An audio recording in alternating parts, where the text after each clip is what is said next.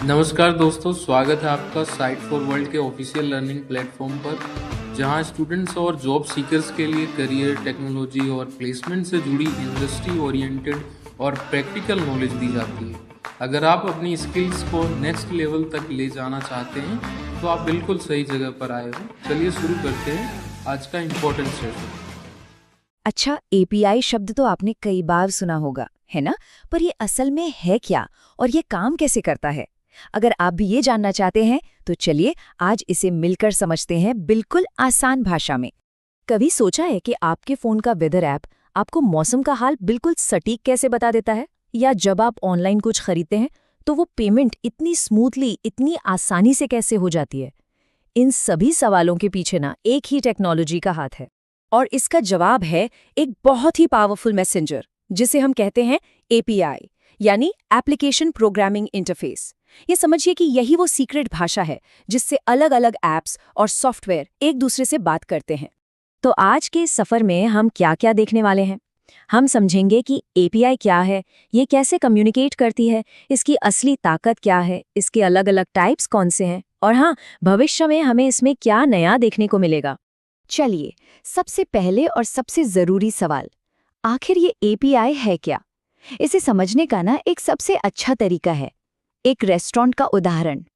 देखिए, जब हम कोई वेबसाइट देखते हैं तो हम उसके डिज़ाइन, उसके टेक्स्ट को मतलब विजुअली आसानी से समझ लेते हैं। लेकिन एक कंप्यूटर वो इन विजुअल चीज़ों को नहीं समझता। उसे तो डेटा एक तय स्ट्रक्चर्ड फॉर्मेट में चाहिए होता है। बस यहीं पर एपीआई की ज़रूरत पड़ती है। तो अब ज़रा इमेजिन कीजिए कि आप एक रेस्टोरेंट में हैं। आप यानी कस्टमर हैं क्लाइंट। किचन जहां खाना बनता है वो है सर्वर, और वेटर जो आपका ऑर्डर किचन तक ले जाता है और फिर बना हुआ खाना आप तक लाता है, वही है एपीआई। तो इस कहानी में क्लाइंट कौन हुआ? कोई भी ऐप या यूजर जो जानकारी मांग रहा है। जैसे रेस्टोरेंट में ग्राहक मेन्यू देखकर खाना ऑर्डर करता है, ठीक वैसे ही आपका वेदर ऐप मौसम की जानकारी मांगता है। और सर्वर सर्वर वो पावरफुल कंप्यूटर है जहां सारी जानकारी या सर्विस रखी हुई है। हमारे रेस्टोरेंट वाले एग्जाम्पल में ये किचन की तरह है, जहां आपका ऑर्डर तैयार किया जाता है। मौसम का सारा डेटा भी तो ऐसे ही किसी सर्वर पे स्टोर होता है ना। और अब सबसे जरूरी हिस्सा, एपीआई। एपीआई उस वेटर की तरह काम करता है। ये क्लाइंट से रिक्वेस्ट लेता है, उसे सर्वर तक पहुंचाता है और फिर सर्वर से जवाब लेकर वापस क्लाइंट को दे देता है। तो एपीआई असल में क्लाइंट और सर्वर के बीच एक पुल, एक मैसेंजर का काम करता है। चलिए, अब ये देखते हैं कि ये बातचीत असल में होती कैसे है। अपने रेस्टोरेंट वाले उदाहरण को ही आगे बढ़ाते हैं और समझते हैं कि ये ऑर्डर कैसे दिया और लिया जाता है।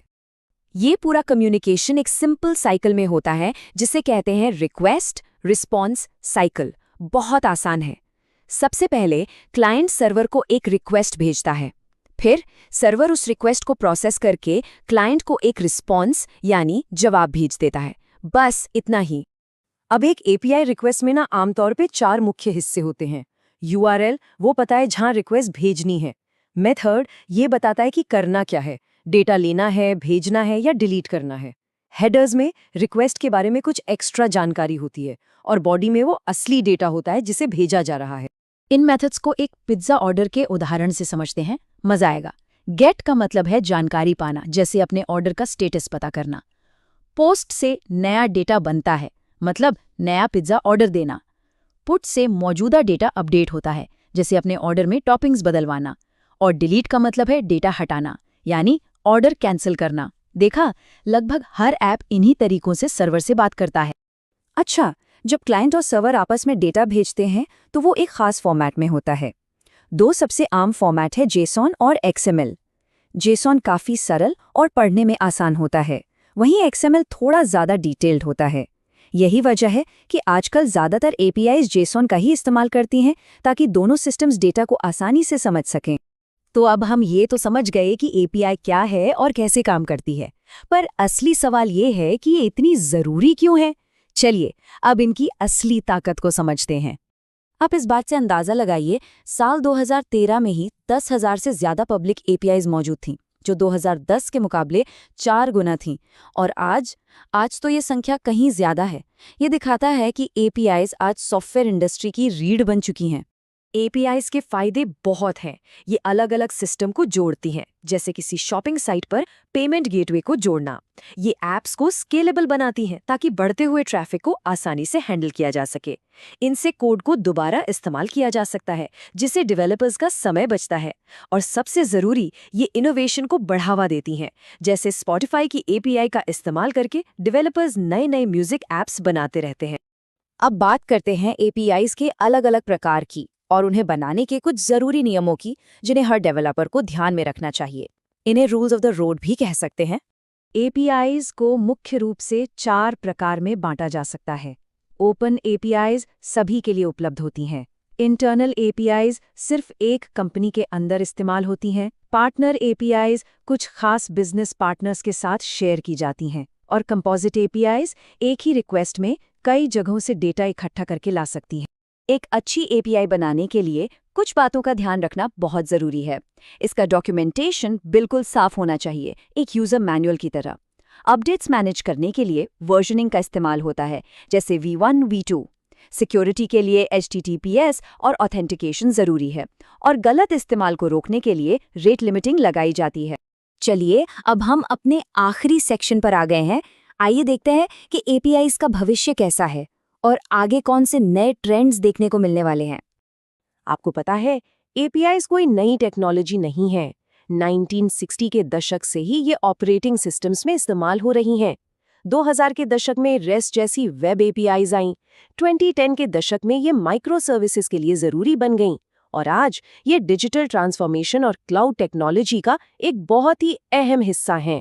भविष्य में हमें कुछ बहुत ही एक्साइटिंग ट्रेंड्स देखने को मिलेंगे, जैसे ग्राफक्यूएल, जो सिर्फ ज़रूरत के हिसाब से डेटा मांगने का एक बेहतर और फ्लेक्सिबल तरीका है।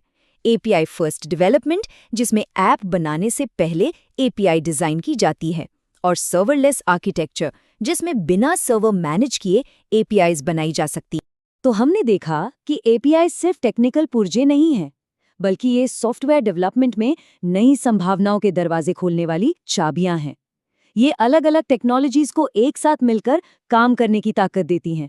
अब सवाल ये है कि इस ताकत का इस्तेमाल करके अगला नया इनोवेशन क्या किया जा सकता है। तो हमारे चैनल को सब्सक्राइब कीजिए और वीडियो को अपने दोस्तों के साथ शेयर जरूर कीजिए।